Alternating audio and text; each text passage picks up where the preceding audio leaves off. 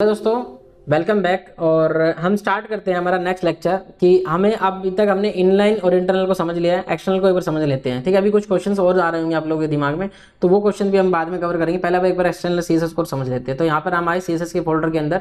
CSS के folder के अंदर जाने के बाद हमने क्या किया, Ctrl+Shift+N और यहाँ लिख दिया मैंने एक्सटर्नल सीएसएस।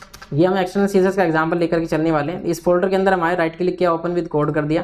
इसके बाद हम आकर के सेम प्रोसेस यहाँ पे अप्लाई करने वाले हैं। तो यहाँ पर हम आए और हमने फाइल बनाई, प्लस पे क्लिक किया, pro1.html हमने करा, Shift+1 दबा, एंटर किया, बेस कोड हमारे पास आ जाएगा। ये लोड होने में फालतू टाइम लगा रहा है, क्यों? क्योंकि एक्सटेंशन बहुत सारे डले हुए मेरे सिस्टम के अंदर। मैं हटा दूंगा थोड़ा बहुत देर में, है ना, दिक्कत आती है बार बार। ठीक है, चलिए, ये हमारे पास आ गया, Ctrl+B करा। अब यहाँ पर आने के बाद हमने क्या किया, हम लगाना चाहते हैं एक्सटर्नल सीएसएस। एक्सटर्नल सीएसएस का मतलब होता है कि एक अलग से एक फाइल। तो उसको समझने से पहले मैं एक बार यहाँ पे एक इंटरनल वाला एग्जांपल बना करके इसमें से बता दूंगा आपको। तो पी लिखा, पैराग्राफ एलिमेंट लिया था हमने, लिखा कलर। ठीक है, अब कलर की वजह मैंने यहाँ पे लिख दिया बैकग्राउंड कलर। बैकग्राउंड कलर हमने कर दिया नेवी।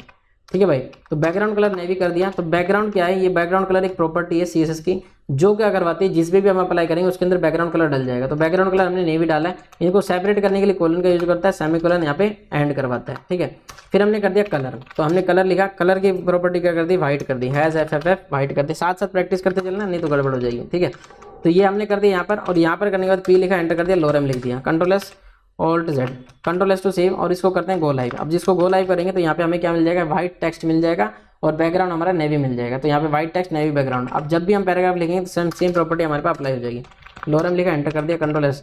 ठीक है, तो अब ये तो सेम है इंटरनल वाला। तो अब इंटरनल को एक्सटर्नल बनाते हैं। तो हमने यहाँ क्या कर दिया, नाम दे दिया, कुछ भी नाम दे दो, hello.css, कुछ भी नाम देख सकते हैं इसका। ठीक है, तो यहाँ पर हमने hello.css दिया, इसको कट करा, यहाँ से कट करने के बाद इस CSS को यहाँ पे लाके लगा के पेस्ट कर दिया। तो जो CSS लिख रहे हैं तो वो सारी CSS हमने जो .css फाइल उसमें लिख दी। ठीक है, अब वापस से यहाँ से स्टाइल को दिया हटाना चाहो हटाओ, लगाना चाहो लगाओ। फिर यहाँ पे हमने क्या करा, लिंक लगाया, लिंक लिखा, लिंक रिलेशन। ठीक है, लिंक रिलेशन स्टाइल शीट, और href के अंदर जैसे हाइपर रेफरेंस के अंदर एड्रेस देते थे, Ctrl+ दबा के style.hello.css का एड्रेस देता हूँ, Ctrl+S to save, go live. अब सेम आउटपुट आएगा अभी भी। ठीक है, अब मैं यहाँ पे चेंज करके देखता हूँ कि क्या सच में इससे आ रहा है किसी और से। तो मैं यहाँ पे आता हूँ और मैंने इसके अंदर कोई और कलर चेंज कर दिया। ठीक है, Ctrl+S टू सेव, जैसे हमने ये कलर चेंज करा, यहाँ पे हमने ये कलर चेंज करा, तो यहाँ पे देखो यही कलर अप्लाई हो जाएगा। Ctrl+S टू सेव, यहाँ पे ये कलर अप्लाई हो चुका है। मतलब क्या हुआ कि, मतलब ये हुआ कि जो एक्सटर्नल में जो चीज़ अप्लाई करेंगे वो सब चीज़ें हो जाएगी। इसका फायदा क्या है, इसका फायदा ये कि मानचूर कल को एक एग्जाम्पल और बनाते हैं। प्रोग्राम नंबर 2.html हमने बनाया और Shift+1 दबा दिया। अब इसी के अंदर भी हमने क्या कर दिया, पैराग्राफ लिखा, लोरम लिख दिया। ठीक है, फिर हमने एक पैराग्राफ लिखा, फिर हमने लिख दिया लोरम, फिर एक पैराग्राफ लिखा, फिर हमने लिख दिया लोरम।